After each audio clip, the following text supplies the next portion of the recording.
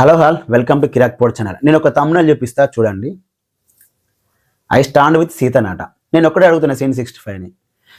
నిఖిల్ ప్లేస్లో గౌతమ్ కానీ, నబిల్ కానీ, టేస్టీ తేజ కానీ, అవినాష్ కానీ అంటే నువ్వు ఐ స్టాండ్ విత్ సీత అనటోనివి కాదు. ఎందుకంటే నీకు నిఖిల్ అంటే ఇష్టం లేదు కాబట్టి నువ్వు ఐ స్టాండ్ విత్ సీత. ఎందుకంటే నిఖిల్కి ఎవరు ఆపోజిట్గా మాట్లాడితే నీకు ఐ స్టాండ్ విత్ సీత. ఇదే సీన్ 65.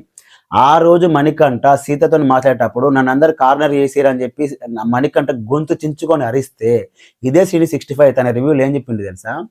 మణికంఠ సింపతి గేమ్ ఆడుతున్నాడు, ఆ విషయంలో గొర్రెల్లాగా సపోర్ట్ చేస్తున్నారు మణికంఠను అన్నాడు. తెలుసా? ఇదే మాట, ఇదే గొర్రెలు అన్నాడు మణికంఠకు సపోర్ట్ చేసే వాళ్ళందరూ. ఈరోజు ఈయన గొర్రె అని చెప్పి సీతకు సపోర్ట్ చేస్తున్నాడా? ఏ విధంగా సీత చేసిన ఎలిగేషన్స్ రైట్ అవుతాయి సీన్ 65.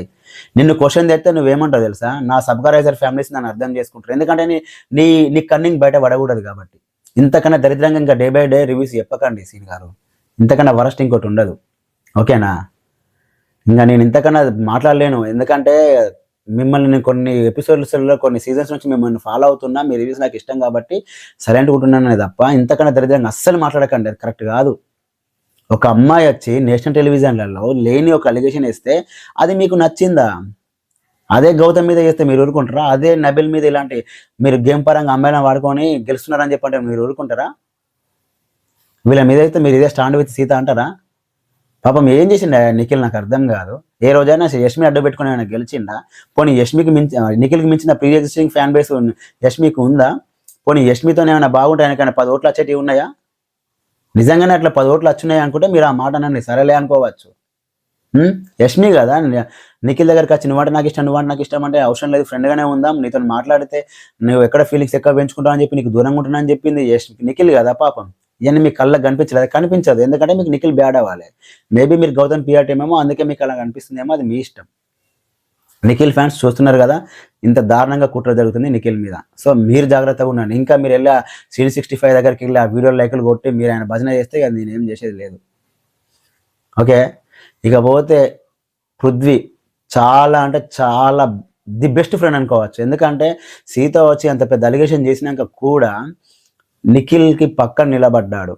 నువ్వు అలా చేయలేదురా అన్న డైరెక్ట్. నిఖిల్ మాట్లాడుతుంటే అది ఆపేసి మరి నువ్వు అలా చేయలేదు, నేను నమ్ముతున్నాను, అంతే సరిపోతుంది. అది ఇంకేం అవసరం లేదు. మనం బాగున్నప్పుడు, అది రియల్ లైఫ్లోనా షోలైనా అది ఎక్కడైనా సరే, మనం బాగున్నప్పుడు, మనం మంచోళ్ళైనప్పుడు మన పక్కన ఎవరైనా ఉంటాడండి. మనల మీద కొంత అలగేషన్స్ చేసి బయట ఎలా పోర్ట్రేట్ అవుతుంది లేదు, మనం కష్టంలో ఉన్నప్పుడు మన పక్కన నిలబడేవాడు నిజమైన ఫ్రెండ్. అది good or bad, negative or positive పట్టించుకోకుండా నిలబడ్డాడు చూసారా పృథ్వీ, అది తోపు.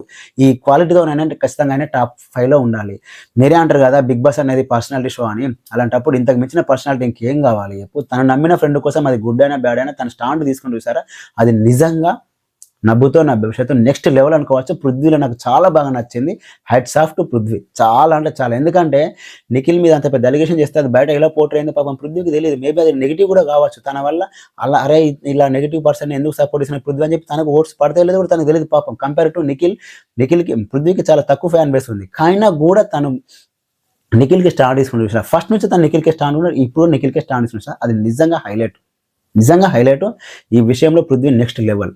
ఇంకా పోతే ఆదిత్యవం ఏమంటాడు, 12 వారాలలో యష్మి ప్రేరణను యష్మి నామినేట్ చేసుకున్న ఒక్క పాయింట్ దొరకలేదు అంటున్నాను. నేను అదే అడుగుతున్నా ఆదిత్యవంని, అలాగే రిమైనింగ్ ఎక్స్ హౌస్ బేట్స్ అందరిని ఒకటే క్వశ్చన్ అడుగుతున్నా. మీరు వైల్డ్ కార్డ్స్ 6 వారాలు చూస్తారు కదా, వాళ్ళలో ఒక్కరికి కూడా నామినేట్ చేయడానికి మీకు ఒక పాయింట్ దొరకలేదా? ఒక్క పాయింట్ దొరకలేదు 6 వారాల వైల్డ్ కార్డ్స్ నామినేట్ చేయడానికి. మరి మీరేం చూసినట్టు గేమ్ ఇంకా? ఆదిత్యం ఏమంటాడు, విష్ణుప్రియ యష్మి ప్రేరణ యష్మిని మీరు నామినేట్ చేసుకోలేదు, మీరు గ్రూప్ గేమ్ ఆడుతున్నారు అన్నాడు. టేస్టీ తేజ గౌతమ్ ఎన్నిసార్లు నామినేట్ చేసుకున్నారు, అవినాష్ రోహిణి ఎన్నిసార్లు నామినేట్ చేసుకున్నారు చెప్పండి నాకు ఒకసారి.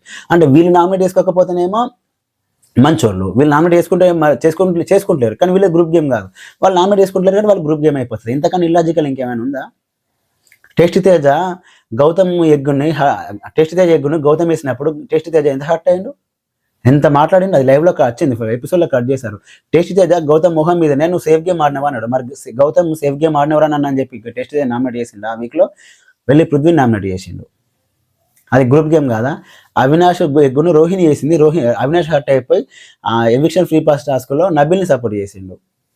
మరి నాకు ఇక్కడ అన్యాయం జరిగింది అవినాష్ అని చెప్పి అవినాష్ రోహిణి దగ్గరికి వెళ్ళి అవినాష్ రోహిణిని నువ్వు నాకు ఇంత అన్యాయం చేసినావు, నేను ఫ్రెండ్గా నమ్మినా అని చెప్పి నామినేట్ చేసిందా? పోనీ రోహిణి ఎవిక్షన్ ఫ్రీ పాస్ టాస్క్లో నాకు అన్యాయం జరిగిందని చెప్పి నువ్వు నామినేట్ చేసిందా? అంటే వాళ్ళ ఇష్యూస్ అయితే వాళ్ళు సార్ట్అవుట్ చేసుకుంటే వాళ్ళు మంచోళ్ళ, వీళ్ళకి కొంచెం ఫ్రెండ్షిప్ బాండింగ్ ఉంది, వాళ్ళు సార్ట్అవుట్ చేసుకుంటే వీళ్ళు గ్రూప్ గేమ్ అన్నట్ట.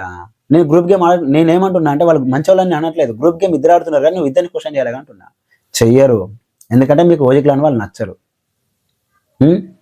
ఏదో పెద్ద వీళ్ళు శుద్ధ పూసలైనట్టు వాళ్ళు ఏదో మొత్తం చేయరాని తప్పులు చేసినట్టు మాట్లాడతారేంటి?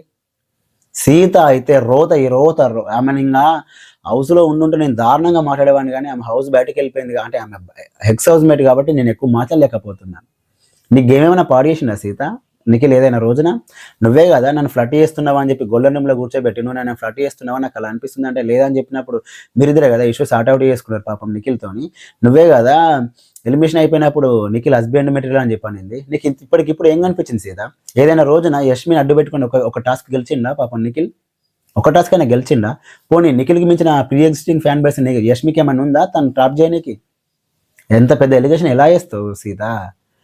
కొంచెమన్నా మైండ్ పెట్టి ఆలోచించాలి. నేను ఇంకతకన్నా మాట్లాడితే దరిద్రంగా ఉంటుంది, కానీ అర్థమైందా సీత గారు?